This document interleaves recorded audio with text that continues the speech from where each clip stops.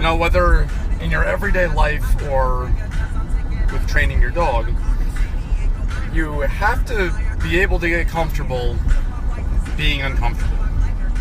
Hear me out. If there are things that make you uncomfortable, physically or mentally, as long as it's not something that is inherently wrong or dangerous or whatever, you gotta get past that eventually, you know? So, say you have issues, you know, like social issues, like being out in public with people, and it makes you uncomfortable. You know, you can't just comfortably sit in a bar with a friend and have a drink. You have to get past that. You have to be able to get comfortable with things you are uncomfortable with. You know, if you disagree with your friend's religious preferences or their political views, that's not your choice. You got to get over it. You got to get used to it. You got to think about the things that make you uncomfortable and think about the ways that you can get past that stuff. You know, if you have a fear of public speaking, take baby steps because you're going to have to get past it eventually. Now, regarding dog training, if you have a dog like this little weirdo, hey, who's very insecure and he can be very nervous, he has to be comfortable eventually with all of these things in the big scary world that make him uncomfortable. But how are we going to get there? How am I going to get him to the point where he's completely comfortable with things that make him really uncomfortable? Like people he doesn't know. Just like with us, you know, if you can't be comfortable sitting in a restaurant with your family, you need more exposure to that stuff. He needs more exposure to that stuff. He has to get comfortable with it. So, I'm doing everything I can for this little weirdo to expose him to everything that makes him uncomfortable. I'm not flooding him. I'm not overwhelming him. I'm doing it in baby steps so he can get past it appropriately and efficiently. So this concept is something that I make my clients do as well. And the one I'm driving to right now is a big surprise for them, which is him. So the two dogs I'm on my way to, one of them has pretty severe dog aggression. So it's a scary thing for them to walk them. You know, they don't feel comfortable walking them. It's scary. When she sees a dog, she goes absolutely crazy and they can't really control her and it's difficult and it's scary. So that's why Zero's with me. Now, I would rather have used Karma because she has significantly more training and I have significantly more control over her. And despite her dog reactivity and her fear of them because she's uncomfortable with them, doing stuff like this with her is easy. However, Karma has zero interest in interacting with any dogs that she doesn't know in a positive way. She's afraid of them from being attacked as a puppy.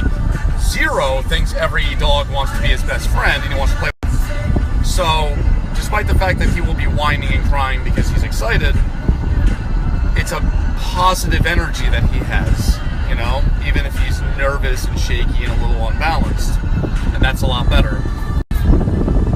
So, being comfortable with the uncomfortable, both of them are going to have to get real comfortable real quick with this because they don't have a choice. They don't know if Zero's coming with me or that we're going to have to walk all the dogs together. But say I had asked them in advance, hey, you want me to bring a dog? The answer would have been no, of course not. That's just too much. It's overwhelming. It's scary, you know. So they don't have a choice. And they're going to have to get comfortable with it. And so is Zero. Whatever you or your dog is uncomfortable with, you gotta find a way to eventually get comfortable with it. Right, buddy? Yeah. Yeah. Zero. So my client ambush went so well, I don't even know what to say right now. That was awesome. Right, buddy? We were probably sitting down for about 10 minutes before I finally told them what my plotting little scheming plan was. And they both started panicking and freaking out, and their exact words were that they were shitting in their pants.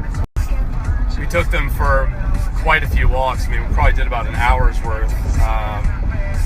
And dogs did absolutely phenomenal. Like they'd never seen that before. One dog was lunging and clawing at them, at the ground to get to him in the beginning because she was just excited. She doesn't have aggression. The other one did the exact same thing because she wanted to light him up, find out what a Dutch Shepherd tastes like. She was really freaked out for a little while because she was so uncomfortable. But what happened when we kept going and going and going? And there was a lot more to it. There was a lot of different things that we did to warm her up and everything. But eventually, she got comfortable being uncomfortable. And she did absolutely phenomenal. Phenomenal. Now, I obviously can't leave out my little man here, my little helper, my road dog. He did amazing. I mean, he was so calm and so stable. It was awesome, like way beyond what I was expecting from him. It was really good. Now, when we came back in the house for the final time and everything was over, I asked them, would you ever have done this if I had asked you ahead of time? If I didn't spring this on you unexpectedly? Would you have done this? And both of them gave a resounding no. You have to get comfortable with the uncomfortable, or you'll never move forward.